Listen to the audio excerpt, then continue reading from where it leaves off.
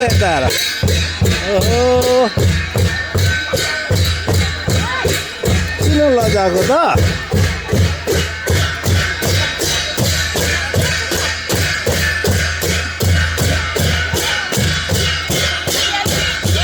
केटा के छ खबर ल ए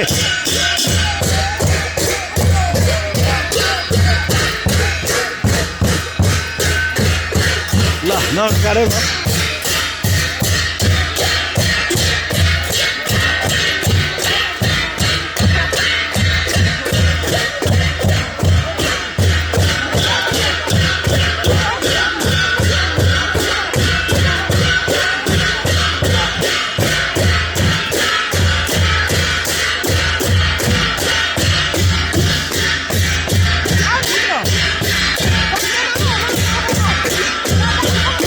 कान्छा नाच्यो हो यहाँ बस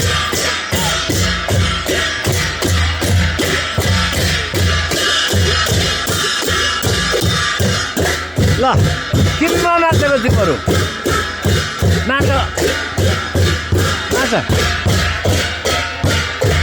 नाच न तिमीहरू किन ननाचे जान्दैन सिकिहाल्छ नि दाजु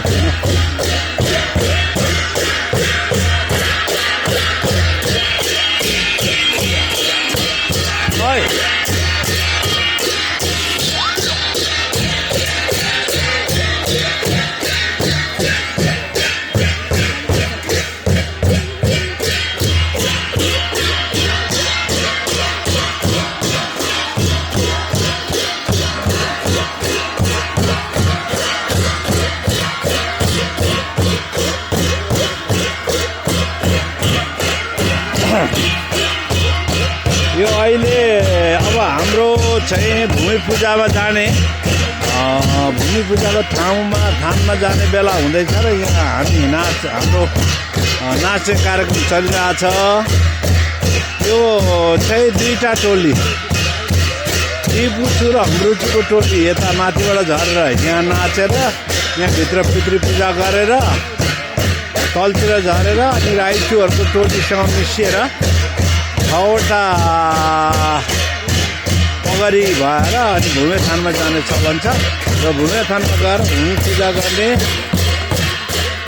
अनि भूमि पूजा सकेपछि फेरि आएर अब यो यसपालि सायद हम्रुचुको पालो होला बाली पूजा यही घरमा गरेर अनि बाली पूजा सकेपछि बाधा फुक्ने चलन छ र अहिले चाहिँ यो भूमि पूजाको तयारी भूमि पूजाको भूमि भन्नाले जमिनसँग आशीर्वाद माग्ने काम भइरहेको छ र त्यहाँ तपाईँले देखिराख्नु भएको छ कसैले कुखुरा बोकिरहेछन्। त्यो कुखुराहरू चाहिँ भूमिको पूजा गर्नका लागि भूमिलाई चढाउनु भूमिको पूजामा बलि दिनको लागि तयार गरिएको हो। अब यसमा अब पितृ गर्ने भूमि गर्ने धामीहरू निस्के।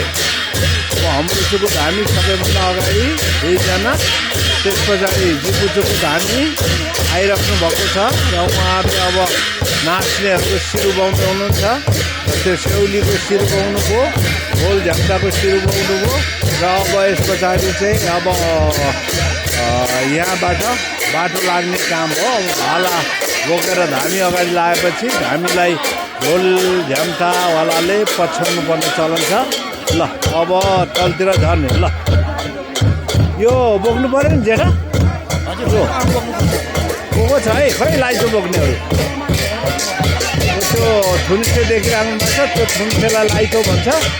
त्यो लाइटो बोक्नेले माथि त्यो लाइटोभित्र चाहिँ बाली पूजाको सरदाम भूमि पूजाको सरदाम पूजाको सरदामहरू बोकिन्छ र एउटा धामीको एउटा लाइटो हुन्छ। अब देख्नुभयो एउटा दुईटा तिनवटा चारवटा हाम्रो 4 जना धामीहरूको लाइटो धामीलाई पछ्याएर उनीहरूले हेर्नुपर्छ। हो देखिराख्नु भएको छ।